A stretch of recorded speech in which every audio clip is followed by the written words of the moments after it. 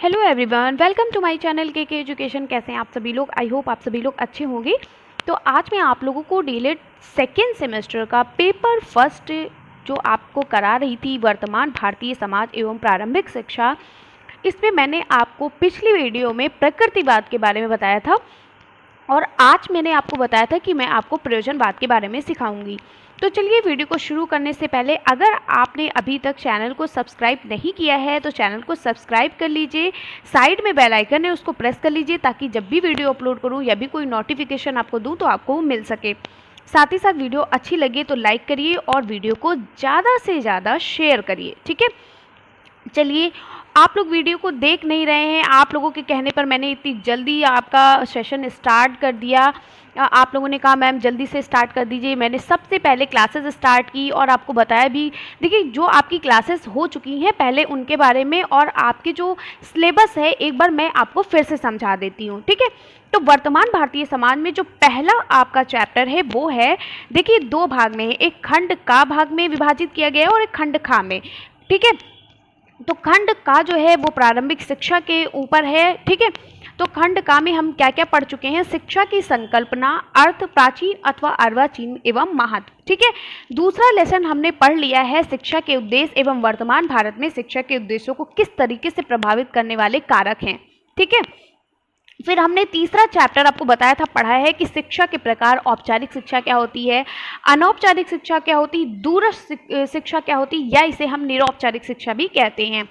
Next हमने पढ़ा है प्रारंभिक शिक्षा की पृष्ठभूमि, जिसमें हमने प्राचीन काल यानी गुरुकुल और बौद्धकालीन शिक्षा कैसी होती थी, उसमें बच्चों का एडमिशन कैसे होता था, कितने स्तर तक शिक्षा दी जाती थी। मध्यकालीन शिक्षा में यानी कि मकतब और मदरसा में किस तरीके से बच्चों को शिक्षा दी जाती है। आधुनिक शिक्षा यानी स्वतंत्रता के पूर्व यानी स्वतंत्रता के पहले और पश्चात यानी स्वतंत्रता के पहले और स्वतंत्रता के बाद किस तरीके से शिक्षा दी गई, इसके बारे में पढ़ाया। और अब मैं आपको पढ़ा रही हूँ प्रमुख शैक्षिक विचारधाराएं एवं विचारक, यानी कि जिसमें से मैंने आदर्शवाद और अभी पिछली रिसेंट जो अब मैंने वीडियो अपलोड की थी उसमें प्रकृतिवाद के बारे में बताया था। अब हम पढ़ने वाले हैं प्रयोजनवाद के बारे में। तो ये था आपका सिलेबस, जिसको मैंने एक बार फिर से आपको समझा दिया कि क्या क्या चीज़ें आपको पढ़नी है। तो आज हम शुरू करने वाले हैं प्रयोजनवाद, ठीक है। तो चलिए प्रयोजनवाद में देखते हैं क्या होता है प्रयोजनवाद। तो वीडियो को शुरू करने से पहले चैनल को सब्सक्राइब कर लीजिएगा। और जो भी हमारे प्रशिक्षु कह रहे थे मैम आपकी प्लेलिस्ट नहीं मिल रही है, सभी प्लेलिस्ट एक में है तो समझ में नहीं आ रही है, तो मैंने क्या किया है, मैंने आपके जो हर सेमेस्टर हैं सभी की प्लेलिस्ट अलग कर दी है। आप जाकर देखिएगा, जब आप प्लेलिस्ट में जाओगे या फिर आप वीडियोस वाले ऑप्शन में जाओगे तो आपको सभी की प्लेलिस्ट अलग मिल जाएंगी। आपको अच्छे से समझ में आ जाएगा कि किस सेमेस्टर में कौन सा सब्जेक्ट है और सभी सब्जेक्ट में मैंने कितना करा दिया है। तो अगर आपको सेकेंड सेमेस्टर की क्लासेस देखनी है तो मैंने एक अलग से प्लेलिस्ट बना दी है डीएलएड सेकेंड सेमेस्टर, और उसके नीचे जितने भी आपके पेपर हैं उन सभी पेपर की भी अलग अलग आपको प्लेलिस्ट मिल जाएगी। तो आपको कहीं अलग से ढूंढना नहीं पड़ेगा, ना ही खोजना पड़ेगा। आपके कहने पर मैंने ये सारा काम कर दिया है। चलिए आज पढ़ते हैं प्रयोजनवाद किसे कहते हैं, जिसको हम इंग्लिश में कहते हैं प्रैग्मेटिज्म, ठीक है, प्रैग्मेटिज्म कहते हैं। तो प्रयोजनवाद क्या होता है? प्रयोजनवाद एक आधुनिक अमेरिकी जीवन दर्शन है या अमेरिकी राष्ट्र के जीवन तथा विचार का प्रतिनिधित्व करता है। ये एक अमेरिकी जो आज के जो हमारे आधुनिक जो अमेरिकी जीवन का ये एक दर्शन है, एक रूप है, ये अमेरिकी राष्ट्र के जीवन तथा विचार का प्रतिनिधित्व करता है। प्रयोगवाद अथवा प्रयोजनवाद, इसको हम प्रयोगवाद के नाम से भी जानते हैं, ठीक है। अगर आपके पेपर में आ गया प्रयोगवाद किसे कहते हैं तो कंफ्यूज मत होइएगा। तो प्रयोगवाद अथवा प्रयोजनवाद उतना ही प्राचीन है जितना कि मानव चिंतन, यानी ये कहा गया है कि जो प्रयोजनवाद है और प्रयोगवाद जो है उतना ही पुराना है जितना कि मनुष्य का चिंतन, ठीक है। प्रयोजनवादी वस्तुतः मानव जीवन के वास्तविक पक्ष पर अपना स्थान केंद्रित रखते हैं, यानी उनको आदर्शवादी और प्रकृतिवाद में क्या बताया गया? आदर्शवाद जो है वो आध्यात्मिकता पर विश्वास करते थे, आत्मा पर विश्वास करते थे, और हमारे प्रकृतिवाद जो है वो प्रकृति पर विश्वास करते थे। ये ना ही आध्यात्मिक ना ही प्रकृति पर विश्वास करते हैं, ये सिर्फ और सिर्फ वास्तविक पक्ष पर विश्वास करते हैं, वास्तविक चीज़ों पर विश्वास करते हैं, मनुष्य पर। ये इनका सबसे केंद्रित जो है वो है मानव, ठीक है। चलिए, यह फलवादी व उपयोगी क्रियाओं को भी महत्व देता है। क्योंकि यह आसमान को कम, धरती को ज़्यादा महत्व देता है। ठीक है, ये आसमान को कम और धरती पे रहने वाले लोगों पर ज़्यादा विश्वास करता है। बहुत अच्छे से ये चीज़ों को यहाँ पर मैं लेकर आई हूँ, आपको एक एक चीज़ डिटेल में समझाऊंगी। फिर क्या है, इनका कहना है कि देश काल की परिस्थितियों के अनुसार सत्य बदलते रहते हैं।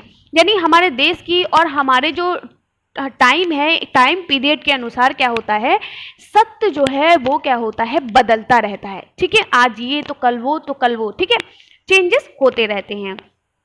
प्रयोजनवादियों का कहना है कि प्रयोजनवादी वस्तुओं और क्रियाओं की व्याख्या करने के चक्कर में नहीं पड़ते हैं। ये किसी भी वस्तु की या किसी भी क्रिया की, किसी भी प्रोसेस की ये व्याख्या करने के चक्कर में नहीं पड़ते हैं। ना ही ये आत्मा पे विश्वास करते हैं, यानी कि ना तो ये आत्मा को मानते हैं और ना ही ये परमात्मा को मानते हैं। इनके अनुसार मन का ही दूसरा नाम परमात्मा है। इनका मतलब कहना है कि मनुष्य का या व्यक्ति का मन अच्छा है तो सब कुछ अच्छा है। ठीक है, आत्मा और परमात्मा से कोई मतलब नहीं है। ठीक है, तो इनके अनुसार ये कहा गया है, मन यानी इनका मतलब है कि दिमाग, अगर इंसान का दिमाग अच्छा है, उसका मस्तिष्क अच्छा है, उसका मस्तिष्क अच्छा है तो ही सब कुछ है। वो मस्तिष्क को ही दूसरा नाम परमात्मा कहते हैं। मन एक पदार्थ जन क्रियाशील तत्व मात्र है। इसके अतिरिक्त ये ज्ञान को साध्य ना मानकर मानव जीवन को सुखमय बनाने का साधन मानते हैं। ठीक है, चलिए, ये तो आदर्शवाद और प्रकृतिवाद से भी अच्छे निकले। ठीक है, अब प्रयोजनवाद का अर्थ क्या है और इसकी क्या विशेषता है। अभी तो मैं आपको सिर्फ ये बता रही थी कि प्रयोजनवाद होता क्या है। ठीक है, क्या है प्रयोजनवाद। तो प्रयोजनवाद में आपने क्या पढ़ा, प्रयोजनवाद जो होता है ये ना तो आत्मा, ना ही परमात्मा और ना ही प्रकृति को सब कुछ मानता है। ये सिर्फ और सिर्फ मानव को सर्वश्रेष्ठ मानता है। ठीक है, जो कुछ भी है सब मानव है। आगे बढ़ते हैं, प्रयोजनवाद का अर्थ और इसकी परिभाषाएं, यानी meaning and definition of pragmatism.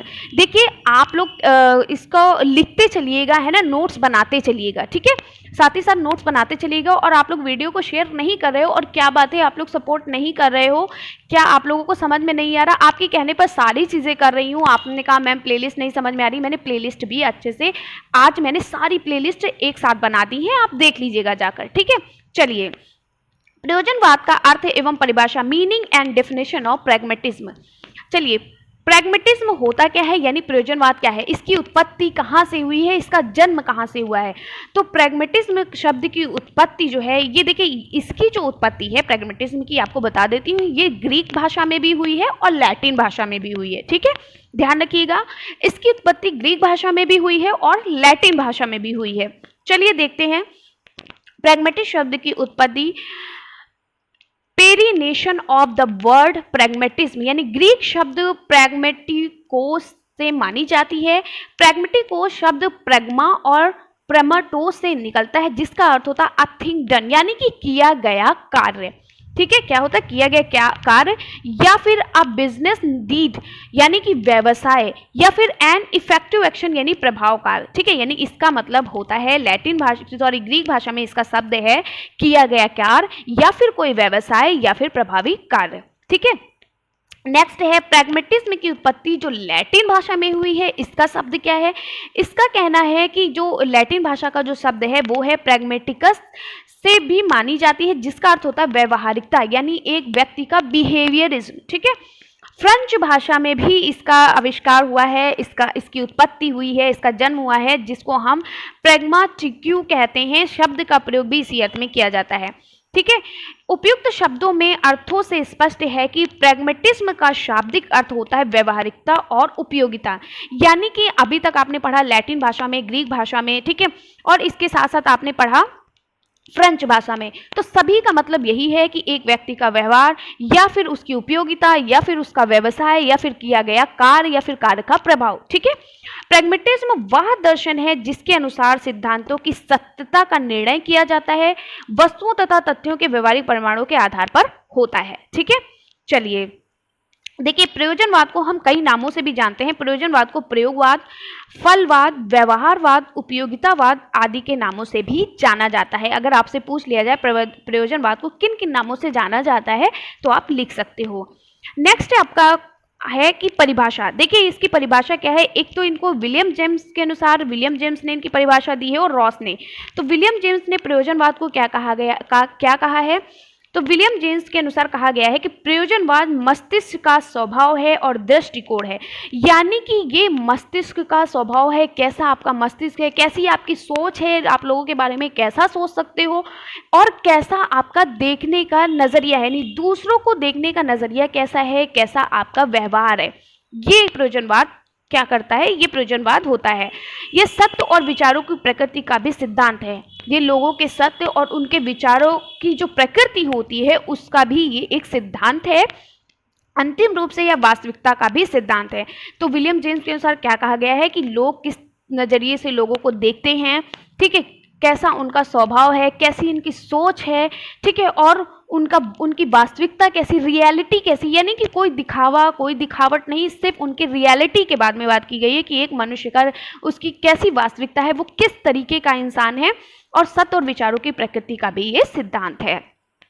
Next है रॉस के अनुसार। तो रॉस ने क्या कहा है, रॉस ने कहा है कि प्रयोजनवाद निश्चित रूप से एक मानवतावादी दर्शन है, ठीक है, जो यह मानता है कि क्रिया में भाग लेकर अपने मूल्यों का निर्माण करता है और यह मानता है कि वास्तविकता सदैव निर्माण की अवस्था में रहती है, ठीक है। चलिए अब आगे बढ़ते हैं कि प्रयोजनवाद का दार्शनिक दृष्टिकोण कैसा है, ठीक है, यानी उसके देखने की क्या क्षमता है, कैसे वो लोगों को देखता है, कैसा उसका देखने का नजरिया है। तो फिलोसफिकल आउटलुक ऑफ प्रैग्मेटिज्म, ठीक है, प्रयोजनवाद का दार्शनिक दृष्टिकोण। आप सोच रहे होंगे इतना सारा, ये सभी आपके प्रश्न पूछे जाते हैं, जितनी भी चीज़ें पूछी जाती हैं मैंने वो आपके इस टॉपिक से कुछ भी नहीं छूटेगा, सभी चीज़ें मैंने यहाँ पर सभी हेडिंग्स को ऐड किया है, ठीक है। तो प्रयोजनवाद के दार्शनिक दृष्टिकोण को हम निम्नलिखित शीर्षकों के अंतर्गत व्यक्त करते हैं। पहला जो है वो है प्रयोजनवाद की तत्व मीमांसा, यानी जिसे हम मेटाफिजिक्स ऑफ प्रैग्मेटिज्म कहते हैं। दूसरा जो है वो है प्रयोजनवाद की ज्ञान मीमांसा, ठीक है, जिसे हम एपिस्टेमोलॉजी ऑफ प्रैग्मेटिज्म कहते हैं। तीसरा है आपका प्रयोजनवाद की मूल्य मीमांसा, यानी जिसको हम एक्सियोलॉजी ऑफ प्रैग्मेटिज्म कहते हैं। चलिए इसके अंतर्गत पढ़ते हैं कि ये क्या है। तो प्रयोजनवाद की जो तत्व मीमांसा है उसके बारे में देखते हैं। तो प्रयोजनवाद की तत्व मीमांसा को हम निम्नलिखित प्रकार से हम इसका वर्णन कर सकते हैं। पहला है संसार अनिश्चित है या बदलता रहता है। ये कहा गया है कि संसार की कोई भी चीज़ निश्चित नहीं है, जिसने जन्म लिया है उसका मृत्यु भी होगा। दुनिया की हर चीज़ क्या होती है, बदलती रहती है वक्त के साथ साथ। तो इतनी अच्छी बात कही है कि संसार अनिश्चित है ना कि निश्चित है। दुनिया में कोई भी चीज़ ऐसी नहीं है जो निश्चित है, चाहे वो जीव जंतु हो, चाहे वो पेड़ पौधे हो, कुछ भी हो दुनिया की चीज़ें, ठीक है, ये क्या होती हैं, बदलती रहती हैं, ठीक है, ये बदलती रहती हैं। नेक्स्ट है संसार में लगातार प्रक्रिया तथा परिवर्तन होते रहते हैं। संसार में कोई भी चीज़ स्थिर नहीं है, हमेशा टाइम टू टाइम क्या होता है, ये लगातार क्या होती है, ये प्रोसेस जो होती है ये बदलती रहती हैं, ये परिवर्तन इनमें होते रहते हैं। नेक्स्ट कहा है कि संसार अपूर्ण तथा अनियत है, ठीक है, संसार पूरी तरीके से अपूर्ण नहीं है और ना ही नियत है, ये अपूर्ण और अनियत है, ठीक है। कितनी अच्छी बात कही है। चलिए आगे बढ़ते हैं। नेक्स्ट है संसार बहुतत्ववादी यानी प्लूरलिस्टिक है। इसमें अनेक तत्व सम्मिलित हैं जिसका अपना अस्तित्व है, यानी हर किसी का अपना अपना अस्तित्व होता है। हमारे अनुभव का संसार ही सत्य है, ठीक है।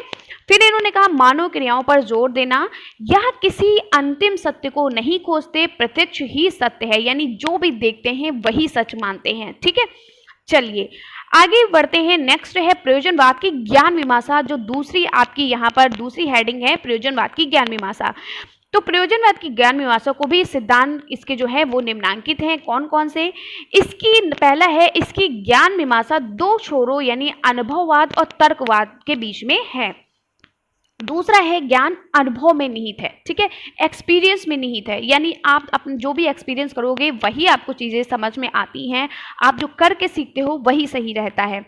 फिर क्या है, ज्ञान साध्य नहीं वरन जीवन को सुखमय बनाने का साधन है, ठीक है। नेक्स्ट है ज्ञान की प्राप्ति सामाजिक क्रियाओं में भाग लेने से स्वयं होती है, यानी आप जब अपने ज्ञान को जब सामाजिक क्रियाओं के साथ भाग लेंगे, समाज की चीज़ों को समझेंगे, तभी आपको क्या होगा, उसकी जो उसकी प्राप्ति है ज्ञान की वो स्वयं होगी। नेक्स्ट है कर्मेंद्रिय व ज्ञानेंद्रिय ही ज्ञान का आधार है, यानी आपके कर्म आपकी ज्ञानेंद्रिय ही क्या है, ज्ञान का आधार है। छठा का है सत्य पूर्व निश्चित तथा शाश्वत नहीं मानते हैं। बुद्धि के प्रयोग की आवश्यकता है क्योंकि बुद्धि के कारण ही इसकी दिशा का निर्धारण किया जाता है। नेक्स्ट है प्रयोजनवाद की मूल विमाशा क्या क्या चीजें हैं। देखिए प्रयोजनवाद की मूल विमाशा निम्नलिखित तरीके से हुई है। क्या क्या है? सत्यता का रूप समय आदर्श स्थान के अनुरूप बदलता रहता है और यह अनिश्चित है। दूसरा कहा गया है कि प्रयोजनवादी निश्चित मूल्यों और आदर्शों में विश्वास नहीं करते हैं, यानी उन दुनिया की संसार की कोई भी चीज़ जो है वो अनिश्चित है, ठीक है, वो निश्चित नहीं है क्योंकि वक्त के साथ बदलती रहती है। इसलिए प्रयोजनवादी निश्चित मूल्यों और आदर्शों में विश्वास नहीं रखते हैं। उनका मानना है कि संसार की हर चीज़ अनिश्चित है, कभी ना कभी वो बदलती रहती है। तीसरा है मनुष्य जीवन में निरंतर परिवर्तन होते रहते हैं, इसलिए इसके आचरण को निश्चित नहीं किया जा सकता है। इन्होंने कहा है कि मनुष्य के जीवन में क्या होता है, निरंतर बदलाव होते रहते हैं। अभी आप जन्म लिया, फिर बड़े हुए, बच्चे हुए, फिर बड़े हुए, फिर बूढ़े हो गए, इस तरीके से बदलते रहते हैं। इसके लिए आचरण को निश्चित नहीं किया जा सकता है। नेक्स्ट है कार्य के आधार पर किया जाए आंखें मूंद कर किसी सिद्धांत का अनुसरण करना अनुचित है। यानी जब तक आप चीज़ों को अपने सामने नहीं देखो, उस पर विश्वास नहीं करो, अंधविश्वास नहीं करना चाहिए। चीज़ों पर, उन्हीं चीज़ों पर विश्वास करना चाहिए जिसको आपने अपनी आंखों से देखा है। नेक्स्ट है यह समाज ही है जो मानव का विकास करता है, उसे चैन प्रदान करता है। चलिए नेक्स्ट हेडिंग है आपकी प्रयोजनवाद के आधारभूत सिद्धांत। बहुत इंपॉर्टेंट है, बेसिक प्रिंसिपल ऑफ प्रैग्मेटिज्म। तो इसके बेसिक प्रिंसिपल्स क्या हैं? तो प्रयोजनवाद का मूल सिद्धांत यह है कि अनुभव ही सब वस्तुओं की वास्तविक परीक्षा है। सत्य वह है जो अपने आप को उत्तम सिद्ध कर दे। ठीक है, चलिए फिर इसमें क्या क्या इनकी जो है वो है। पहला है सत्यता का रूप समय आदर्श और स्थान के अनुरूप बदलता रहता है और यह अनिश्चित है। प्रयोजनवाद निश्चित मूल्यों और आदर्शों में विश्वास नहीं करते हैं, ये भी आपने पढ़ा, ठीक है, वही चीज़ बताई गई है। और ये मनुष्य जीवन में निरंतर परिवर्तन होते रहते हैं, इसलिए इसके आचरण को निश्चित नहीं किया जा सकता है। कार्य ज्ञान के आधार पर किया जाए, आंखें मूंद कर, यानी किसी भी काम को आधार पर किया जाए, ना कि आंखें बंद करके किसी पर विश्वास करके किया जाए। ठीक है, यह समाज ही है जो मानव का विकास करता है, उसे चैन प्रदान करता है। नेक्स्ट है आपका कि प्रयोजनवाद व शिक्षा, यानी प्रयोजनवाद में शिक्षा किस तरीके से थी, एजुकेशन किस तरीके से दी जाती थी। चलिए देखते हैं। प्रयोजनवाद शिक्षा मनुष्य में वे सब क्षमताएं उत्पन्न करती है, वो सभी कैपेसिटी उत्पन्न करती है जिनमें वह अपने प्राकृतिक एवं सामाजिक वातावरण में समायोजन कर सके। यानी बच्चों को वो सभी शिक्षा दी जाती है जिससे वह अपने प्राकृतिक, अपने वातावरण से और अपने समाज से जुड़ सके, उसमें क्या कर सके, समायोजन कर सके तथा अपने अनुभवों के आधार पर अपने परिवर्तन कर सके। यानी अपने ही एक्सपीरियंस के आधार पर अपने ही लोगों को अपने ही तरीके से सभी चीज़ों को बदल सके। जॉन डीवी का क्या कहना है शिक्षा के बेस पर? तो जॉन डीवी कहते हैं कि शिक्षा व्यक्ति की उन सब योग्यताओं का विकास है जो अपने वातावरण पर नियंत्रण रखने तथा अपनी संभावनाओं को पूरा करने की सामर्थ्य प्रदान करे। ठीक है, चलिए नेक्स्ट है प्रयोजनवाद व शिक्षा का उद्देश्य, यानी प्रयोजनवाद में शिक्षा का क्या उद्देश्य है, क्या एम है शिक्षा का। ठीक है, तो एम ऑफ प्रैग्मेटिस्ट एजुकेशन, नवीन मूल्यों की रचना करना, यानी नए नए तरीके से रचना करना चीज़ों की। ठीक है, क्रिएटिव ऑफ न्यू वैल्यूज। प्रयोजनवादियों का निर्धारित लक्ष्यों, मूल्यों, आदर्शों में कोई विश्वास नहीं है। वे चाहते हैं कि बालक खुद करके सीखे। ठीक है, बालक स्वयं अपने लिए मूल्यों और आदर्शों का निर्माण करे, क्या सही है क्या गलत है बालक खुद देखे। ठीक है, नेक्स्ट है इच्छाओं का पूर्ण करना। इच्छाओं को पूर्ण करना यानी टू फुलफिल द डिजायर्स, अपनी इच्छाओं को कैसे बालक एक पूरा करे। तो रॉस ने कहा है कि अपने शब्दों में कि बालक की इच्छाओं को पूरा करना ही शिक्षा है, यानी बालक शिक्षा के माध्यम से अपनी इच्छाओं को पूरा कर सकता है, ना कि उनके आवेगों, रुचियों, योग्यताओं का कोई निर्धारण अथवा किसी निश्चित योजना की प्राप्ति की ओर ले जाना। ठीक है, आगे बढ़ते हैं। गतिशील एवं लचीले मस्तिष्क का विकास, यानी कि बच्चे की जो मस्तिष्क का विकास है वो गतिशील और लचीला होना चाहिए। कैसे? प्रयोजनवादी बालक की आवश्यकताओं को, उनकी इच्छाओं को, उनकी अभिप्रायों को, उनकी रुचियों को महत्व देते हैं। इनको ठीक मार्ग पर ले जाना शिक्षा का कार्य है। ठीक है, चलिए छात्र का विकास कैसा होना चाहिए, पीपल्स डेवलपमेंट कैसा होना चाहिए। तो ब्रूबेकर ने लिखा है कि प्रयोजनवादियों के अनुसार शिक्षा का उद्देश्य छात्र का विकास करना है। ठीक है, छात्रों का डेवलपमेंट करना है और कुछ भी नहीं। चलिए नेक्स्ट है गतिशील निर्देशन यानी डायनेमिक डायरेक्शन कैसे होने चाहिए। तो प्रयोजनवादियों के अनुसार शिक्षा का एक उद्देश्य छात्रों का गतिशील निर्देशन करना है, यानी कि उनका क्या करना है, उनका एक सही रास्ता चुनना है, उनको सही रास्ता दिखाना है। नेक्स्ट है सामाजिक कुशलता यानी सोशल एफिशिएंसी। तो प्रयोजनवादियों के अनुसार शिक्षा का उद्देश्य है सामाजिक कुशलता। दूसरे शब्दों में हम ये कह सकते हैं शिक्षा का उद्देश्य प्रत्येक व्यक्ति की शक्तियों और क्षमताओं को इस प्रकार विकसित करना है कि वह सामाजिक रूप से कुशल व्यक्ति हो जाए। सामाजिक व्यवहार, प्रेम, सहानुभूति, सहयोग, भाईचारा, सेवा आदि सामाजिक गुणों का विकास होना चाहिए जिससे सामाजिक सजगता हो। ठीक है, यानी एक बच्चे के अंदर भाईचारा जैसी, सहयोग जैसी, प्रेम जैसी, सहानुभूति जैसी, अच्छे व्यवहार जैसी, दूसरों की सेवा करने जैसी सभी प्रकार के गुण होने चाहिए। चलिए नेक्स्ट हेडिंग है प्रयोजनवाद और पाठ्यक्रम, यानी प्रयोजनवाद में कैसा बच्चों का यानी पाठ्यक्रम होना चाहिए, कैसा करिकुलम होना चाहिए। ठीक है, चलिए देखते हैं। प्रयोजनवादियों ने पाठ्यक्रम निर्माण के संबंध में निम्नलिखित सिद्धांत प्रस्तुत किए हैं। क्या क्या? उपयोगिता का सिद्धांत यानी प्रिंसिपल ऑफ यूटिलिटी। इस सिद्धांत के अनुसार पाठ्यक्रम में उन विषयों का समावेशन होना चाहिए जो बालक के वर्तमान एवं भावी जीवन के लिए उपयोगी हो तथा जीविकोपार्जन में सहायक हो। ऐसी शिक्षा नहीं देनी चाहिए कि वो जब आगे बड़ा हो तो उसमें उसकी वो शिक्षा उसमें मदद ना करे। यानी बच्चों को ऐसी शिक्षा देनी चाहिए उसके समाज और उसके वातावरण से जुड़ी होनी चाहिए और वो शिक्षा उसके वर्तमान जीवन में और उसके आने वाले जीवन दोनों में उपयोगी हो सके। ठीक है, चलिए नेक्स्ट है रुचि का सिद्धांत, प्रिंसिपल ऑफ इंटरेस्ट। पाठ्यक्रम के विषयों के निर्धारण के लिए बालक के स्वभाव व रुचि का भी ध्यान रखना अनिवार्य है। यानी कि पाठ्यक्रम ऐसा नहीं बनाना चाहिए, पाठ्यक्रम एकदम लचीलापन हो, उसमें एकदम ऐसा हो कि रुचिपूर्ण हो। यानी बच्चों को जब भी आप किसी पाठ्यक्रम के बारे में पढ़ाएं, उसको कुछ भी पढ़ाएं तो वो इंटरेस्टिंग हो, उसके वातावरण से जुड़ा हो, उसके पूर्व ज्ञान से जुड़ा हुआ होना चाहिए ताकि उसे पढ़ने में मजा आए। ठीक है, भिन्न भिन्न स्तरों पर बालक की रुचियां एवं प्रतिविधियां भिन्न भिन्न होती हैं।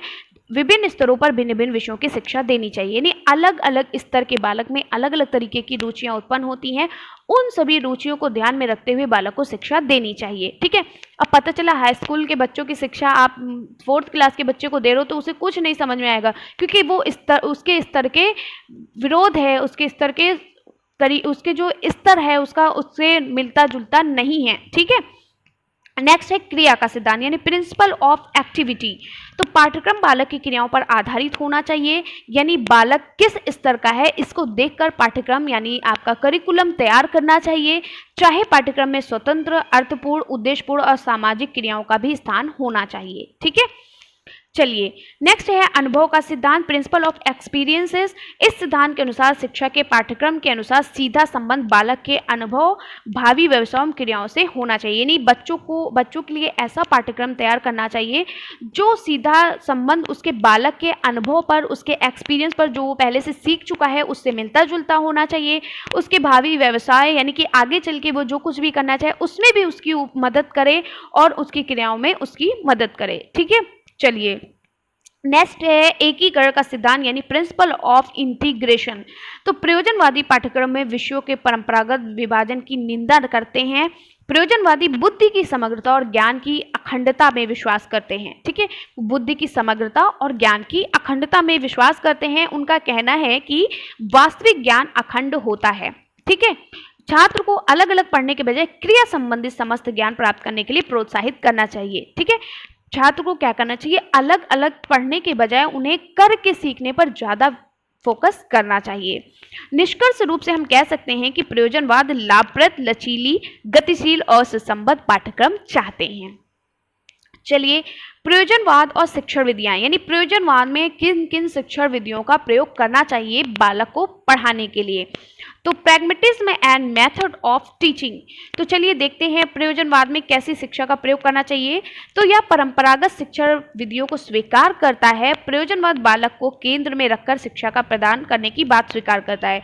यानी जो हमारे प्रयोजनवाद हैं वो बालक को केंद्र मानते हैं। ठीक है, शिक्षा में किसको केंद्र मानते हैं, बालक को केंद्र मानते हैं। हमारे आदर्शवाद शिक्षक को केंद्र मानकर पढ़ाते थे, अब हमारे जो प्रकृतिवाद और प्रयोजनवाद हैं ये दोनों बालक को केंद्र मानते हैं। ठीक है, जो भी है बालक है वो चुनेगा कि किस टीचर से पढ़ेगा, क्या पढ़ेगा, वो उस पर डिपेंड करेगा। ठीक है, प्रयोजनवाद और शिक्षण विधियां, हमें प्रयोजनवाद में किन किन शिक्षण विधियों का प्रयोग करना चाहिए? अनुभव से सीखना या करके सीखना, सीखने की उद्देश्य प्रक्रिया का सिद्धांत, सीखने की प्रक्रिया में एकीकरण का सिद्धांत, योजना पद्धति, समस्या समाधान विधि, इन सभी शिक्षण विधियों का प्रयोग करना चाहिए। अब चलिए इनके एक एक के बारे में पढ़ लेते हैं कि कौन कौन सी विधियां कैसे कैसे इस्तेमाल करनी चाहिए। तो अनुभव से सीखना या करके सीखना, इसका मतलब क्या है? Principle of learning by doing और एक्सपीरियंस।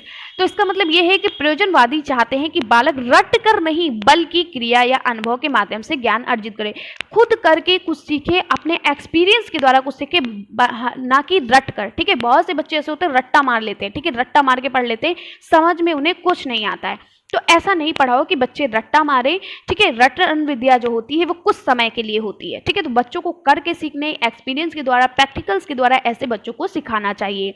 नेक्स्ट है सीखने की उद्देश्य पूर्ण की प्रक्रिया का सिद्धांत, यानी principle of purposive process of learning.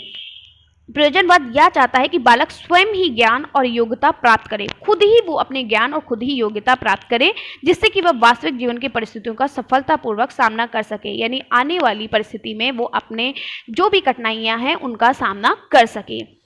Next है सीखने की प्रक्रिया में एकीकरण का सिद्धांत। तो प्रयोजनवादियों के अनुसार ज्ञान एक इकाई है, उसे टुकड़ों या खंडों में बांट कर नहीं सिखाया जाना चाहिए। बालकों को जो भी विषय पढ़ाएं जो उनमें एकीकरण व समन्वय आवश्यक है। ठीक है, नेक्स्ट है योजना पद्धति या प्रोजेक्ट मेथड। तो इस पद्धति के अनुसार शिक्षण का कार्य बालकों के सामने कुछ योजना प्रस्तुत करना, ठीक है, उनको पूरा करने के लिए संक्षिप्त सुझाव देना और मार्गदर्शन प्रदान करना और निश्चित और निरीक्षण मात्र है। ठीक है, तो ये सभी शिक्षण विधियां हैं जो हमारे प्रयोजनवाद कहते हैं बच्चों के लिए यूज करना चाहिए। अब प्रयोजनवाद व शिक्षक, प्रयोजनवाद में शिक्षक की क्या भूमिका है, चलिए इसके बारे में देखते हैं। आपसे पूछा जाएगा कि प्रयोजनवाद में शिक्षक की क्या भूमिका है, इसके बारे में समझाइए, तो ये आपको लिखना है। कैसे? प्रयोजनवादियों के अनुसार शिक्षक का महत्व कम नहीं है। देखिए प्रकृतिवाद में क्या था, शिक्षक का महत्व कहा गया था कि शिक्षक जो है गॉड है। ठीक है, एक क्या है, पर्दे के पीछे का जो हिस्सा होता है वो शिक्षक होता है। ठीक है, उसमें ज्यादा शिक्षक को फोकस नहीं किया गया है। लेकिन प्रयोजनवाद में एक अच्छाई है, यहाँ पर शिक्षक को इतना खराब नहीं कहा गया है कि वो पर्दे के पीछे का उसका स्थान है या फिर उसकी इतनी ज्यादा वैल्यू नहीं है। लेकिन प्रयोजनवादियों के अनुसार कहा गया है कि शिक्षक का महत्व कम नहीं है, शिक्षक भी जरूरी है, बिना शिक्षक के बालक नहीं कुछ सीख सकता है। प्रयोजनवादी अध्यापकों को प्रमुख दायित्व यह है कि बालकों की समस्याएं सुलझाएं, यानी जिस भी समस्या में वो फंस गया है उस समस्या का समाधान करें तथा उन्हें उन समस्याओं का समाधान प्राप्त करने के लिए प्रेरित करें। सबसे पहले उन्हें बताएं कि आप जिस समस्या में फंसे हो उसको किस तरीके से सॉल्व करें, पहले वो खुद करें, अगर वो उससे नहीं निकल पा रहा है तब आप उसकी हेल्प करें। अध्यापक को एक पथ प्रदर्शक और निरीक्षक की भूमिका निभानी चाहिए। चलिए, शिक्षकों का कर्तव्य है कि वह बच्चों को समस्याओं के प्रति संवेदनशील और उन्हें हल ढूंढने के लिए बनाए, यानी उनको हिंट्स दें और वो खुद अपना हल खुद से ढूंढे, जिसमें वे अपने जीवन में किसी भी क्षण किसी भी समस्या का हल कर सके। अगर मान लो वो किसी समस्या में फंस गया है और आपने उस समस्या का समाधान अपने आप से ही कर दिया, उसको नहीं बताया, और वो उस टाइम तो खुश हो गया कि मेरी समस्या हल हो गई, लेकिन उसको हिंट दे, ना कि उसकी समस्या का समाधान करे। उसको हिंट दे कि आप ऐसे करोगे वैसे करोगे तो आपकी समस्या का समाधान हो सकता है, आपकी समस्या हल हो सकती है। तो एक बार वो सीखेगा, 2 बार सीखेगा, एक ना एक बार वो समस्या का समाधान कर सकेगा और उसके जीवन में जब भी कोई समस्या आएगी वो खुद ही उसको सुलझाने की कोशिश करेगा। ठीक है, प्रयोजनवाद और बालक, यानी प्रयोजनवाद में बालक की क्या भूमिका है, चलिए इसके बारे में देखते हैं। बहुत पूछा जाता है कि प्रयोजनवाद में बालक की क्या भूमिका है, प्रयोजनवाद में शिक्षक की क्या भूमिका है, प्रयोजनवाद में पाठ्यक्रम की क्या भूमिका है, यही सब चीजें पूछी जाती हैं। तो प्रयोजनवाद और बालक यानी प्रैग्मेटिज्म एंड चिल्ड्रन, तो प्रयोजनवादियों के अनुसार विद्यार्थी ही सबसे महत्वपूर्ण है, सबसे ज्यादा इंपॉर्टेंस जो है वो विद्यार्थी की है, बालक को ही सबसे ज्यादा सर्वश्रेष्ठ माना गया है। इनका प्रमुख उद्देश्य बालकों के व्यक्तित्व का संपूर्ण विकास करना है, ये बालक के बिहेवियर का संपूर्ण विकास करना है। यह बाल केंद्रित शिक्षा का समर्थन करता है, उसका समर्थन करता है। प्रयोजनवादी शिक्षा में बालक और उसका वातावरण, ये 2 चीजें अत्यधिक महत्वपूर्ण हैं।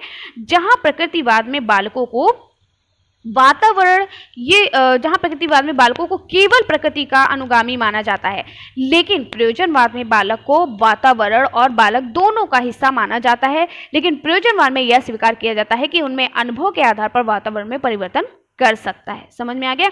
तो सबसे बेस्ट क्या कहलाया? प्रयोजनवाद। प्रयोजनवाद विधि सबसे बेस्ट है। इसमें प्रकृति को भी और मानव दोनों को सर्वश्रेष्ठ, दोनों को समान माना गया है।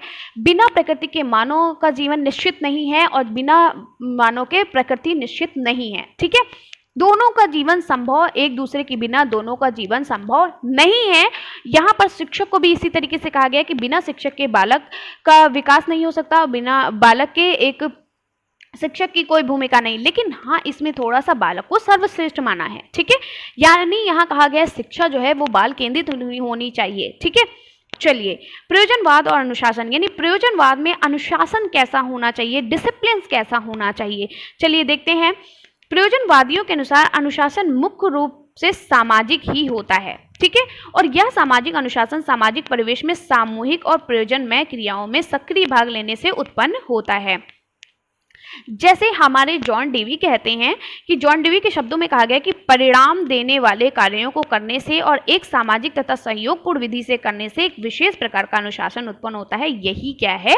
अनुशासन। यानी इन्होंने कहा है अनुशासन कुछ और नहीं बल्कि समाज से संबंधित है, सामाजिक क्रिया ही है। ठीक है, उन्होंने कहा है कि वे स्वयं अनुशासन व सामाजिक अनुशासन पर बल देते हैं। वे सामाजिक दबाव को अनुशासन का आधार मानते हैं और प्रयोजनवादी शारीरिक अनुशासन एवं वाहन अनुशासन की निंदा करते हैं।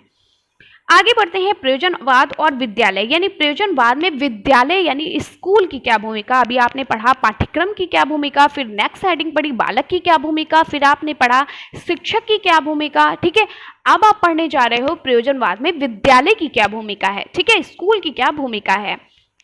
तो प्रैग्मेटिज्म एंड स्कूल, तो प्रयोजनवादी विद्यालय को एक लघु रूप यानी मिनिएचर ऑफ सोसाइटी मानते हैं। विद्यालय को लघु रूप माना है। वे कहते हैं कि परंपरावादी विद्यालय के खिलाफ हैं। जो परंपरावादी विद्यालय होते हैं, जो जातिवाद और ये जातिवाद हैं, ये सभी जो विद्यालय होते हैं ये सभी इन्हीं सभी के ये क्या है? खिलाफ हैं। ठीक है, नेक्स्ट है वे विद्यालय समुदाय क्रियाओं का केंद्र भी मानते हैं। उनके अनुसार विद्यालय में ऐसी सजीव प्रयोगशालाएं होनी चाहिए जहां बच्चे वास्तविक सामाजिक स्थिति के बीच कार्य करें, निरीक्षण करें और अनुभव करें और अपने लिए आदर्शों की खोज करें। ठीक है, आगे बढ़ते हैं प्रयोजनवाद के क्या क्या गुण हैं और उनके क्या क्या दोष हैं। देखिए, हर एक इंसान में अगर बहुत अच्छे गुण होते हैं तो कोई ना कोई दोष होता जरूर है। ठीक है, सभी चीज़ें परफेक्ट नहीं होती हैं। तो चलिए देखते हैं भाई, प्रयोजनवाद में हमें तो सारी सच्चाई और अच्छाइयाँ दिखाई दी। कोई भी जैसे अब हम लोग जिस लाइफ में जी रहे हैं वो प्रयोजनवाद ही है। ठीक है, लेकिन अब देखते हैं भाई इनमें दोष कौन से हैं। भाई हमें तो सारे गुण नजर आए, दोष क्या हैं चलिए देखते हैं। तो सबसे पहले गुण देख लेते हैं क्या क्या है, क्या क्या अच्छाइयाँ हैं।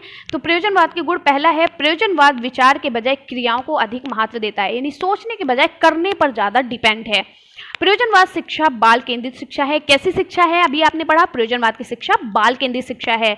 विद्यालय को एक छोटे समाज के रूप में स्वीकार किया गया है। प्रयोजनवाद में विद्यालय को क्या कहा गया? अभी आपने पढ़ा लघु रूप कहा गया है। फिर क्या है? प्रयोजनवाद के अंतर्गत जनतांत्रिक शिक्षा और सामाजिक शिक्षा पर अधिक जोर दिया गया है। ठीक है, ना कि धार्मिक शिक्षा पर। अब देखते हैं भाई इनके दोष क्या हैं। भाई हमने तो सारी चीजें अच्छी दिखाई दी, क्या भाई दोष हैं देखते हैं। तो प्रयोजनवाद के क्या दोष हैं? सर्वप्रथम तो प्रयोजनवाद शिक्षा का कोई निश्चित उद्देश्य नहीं देता है। दूसरी बात, इनकी मान्यता है कि वहाँ ही सत्य है जो कि उपयोगी परिणाम दे। ऐसा नहीं है कि जो चीज़ आपके लिए उपयोगी है वही आपके लिए चीज़ें सत्य हैं। क्या बाकी चीज़ें खराब है? नहीं। तो ये इनका दोष निकला। दूसरा है सत्य में सदैव परिवर्तन होता रहता है। ठीक है, जरूरी नहीं कि सत्य में ही परिवर्तन होता रहता है, हर चीज में, दुनिया की हर चीज में परिवर्तन होता है। सिद्धांत पर नहीं व्यवहार पर बल देना चाहिए। ठीक है, तो सिद्धांत पर ही, व्यवहार पर ही आपसे बल नहीं दे सकते हो, सिद्धांतों पर भी बल देना जरूरी होता है।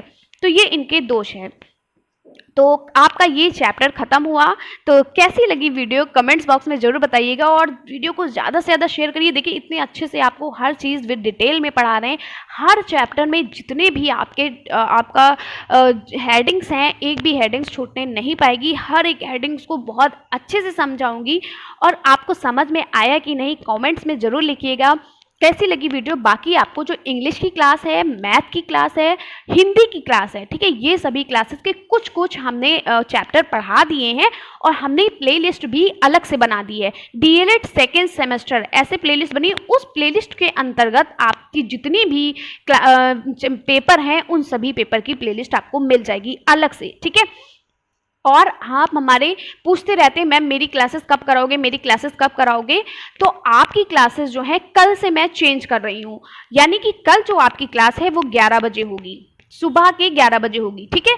कल की क्लासेस सुबह के 11 बजे से अब शुरू करेंगे, क्योंकि आप लोग दिन में क्लासेस नहीं दो तो परेशान हो जाते हो। मैंने एक टाइमिंग बना दिया था कि 4 से 5 आपकी क्लासेस कर दें, लेकिन आप लोग क्वेश्चंस करने लगते हो, तो आपकी जो क्लास है 11 बजे से शुरू होगी डेली, ठीक है। पर डे आपकी 11 बजे क्लास आपको मिल जाएगी। और साथ ही साथ आप हमारे टेलीग्राम चैनल से जुड़ जाइए। टेलीग्राम चैनल का लिंक मैंने अब हर आपकी क्लासेस में दे दी है। आप के एजुकेशन वहाँ पर के एजुकेशन लिखिए टेलीग्राम पे, तो आपको सर्च करिए, आपको मेरा टेलीग्राम चैनल मिल जाएगा। और उसके साथ साथ अगर नहीं मिल रहा है तो मैंने डिस्क्रिप्शन बॉक्स में आज भी मैं लिंक दे रही हूँ, उस लिंक को क्लिक करें, वहाँ से आपको ये पता चल जाएगी कि आपकी क्लास कितने बजे से है। आज की मैंने भी क्लास वहाँ पर लिख दी थी, लेकिन फिर भी आप लोगों का क्वेश्चन था मैम मेरी क्लास कब होगी, तो आप लोग क्लास कर सकते हैं। और साथ ही साथ आपको कल क्या पढ़ाऊंगी मैं ये भी आपको बता देती हूँ। तो कल मैं आपको पढ़ाने वाली हूँ, कल जो आपका टॉपिक्स होगा, देखिए मैं जल्दी जल्दी से आपके अच्छे से, ये भी नहीं कि इतनी जल्दी पढ़ा दूंगी कि आपको चीज़ें समझ में ना आए, आपको अच्छी तरीके से समझाते हुए लास्ट में क्या होता है ज़्यादा टाइम नहीं बचता है, आप लोग अच्छे से पढ़ाई नहीं कर पाते हो। बहुत से हमारे ऐसे भी प्रशिक्षु हैं जो पढ़ाई के साथ साथ और अदर वर्क भी करते हैं, जॉब कर रहे होंगे, ठीक है, और भी किसी भी कॉम्पिटिटिव एग्जाम की तैयारी कर रहे होंगे, तो इसलिए कह रहे हैं आप लोग डेली 1 घंटा जरूर पढ़िए। तो कल की जो आपकी क्लास है वो भारतीय विचारक यानी कि विवेकानंद के बारे में कल आपको पढ़ाना है, ठीक है। विवेकानंद है, रविन्द्रनाथ टैगोर है, महात्मा गांधी, डॉक्टर राधा कृष्णन, बीजू भाई बधेका, ये सभी हैं आपके भारतीय विचारक। इनमें से मैं कल आपके विवेकानंद जी के बारे में पढ़ाऊंगी, उनका जन्म कब हुआ, उन्होंने क्या क्या चीज़ें बताई, क्या उनके उद्देश्य थे, क्या उनके दोष थे, क्या गुण थे, ठीक है। इन सभी के बारे में आपको बताना है कि शिक्षा में उनका क्या उद्देश्य था, शिक्षा में उनके क्या गुण थे, क्या दोष थे। तो ये टॉपिक्स कल मैं आपको पढ़ाऊंगी विवेकानंद के बारे में, ठीक है। आपका ये जो खंड का जो भाग है, यानी कि जो खंड का है आपका प्रारंभिक शिक्षा, ये कंप्लीट हो जाएगा। उसके बाद मैं आपके सेकेंड पेपर को शुरू करूंगी। सेकेंड पेपर के क्लासेस कराऊंगी, कुछ आपकी हाफ क्लासेस कराने के बाद इस तरीके से मैं आपके आधे आधे कोर्स को कवर करा दूंगी जल्दी जल्दी से। ये जो आपका है, ये आपके जो खंड का है, इसको कवर कराने के बाद मैं आपका सेकेंड क्लास पढ़ाऊंगी, सेकेंड आपका जो पेपर है उसको पढ़ाऊंगी। और उसके बाद उसके बाद इसके जो खंड खा को बाद में पूरा करूंगी, क्योंकि सभी आपके सब्जेक्ट यानी सभी आपके विषय लेकर चलना है, किसी एक पर फोकस नहीं कर सकते हैं, सभी को फोकस करते हुए चलना है, ठीक है। तो इस तरीके से पढ़ाऊंगी। बाकी आप प्लेलिस्ट में देख लीजिएगा, जितनी भी क्लासेस पढ़ा चुके हैं बहुत बेहतरीन तरीके से पढ़ाया, आप उसको देख सकते हैं। तो फिर मिलते हैं इसी तरीके से नेक्स्ट वीडियो में, किसके साथ, स्वामी विवेकानंद जी के साथ, ठीक है। और तब तक के लिए बाय बाय, टेक केयर।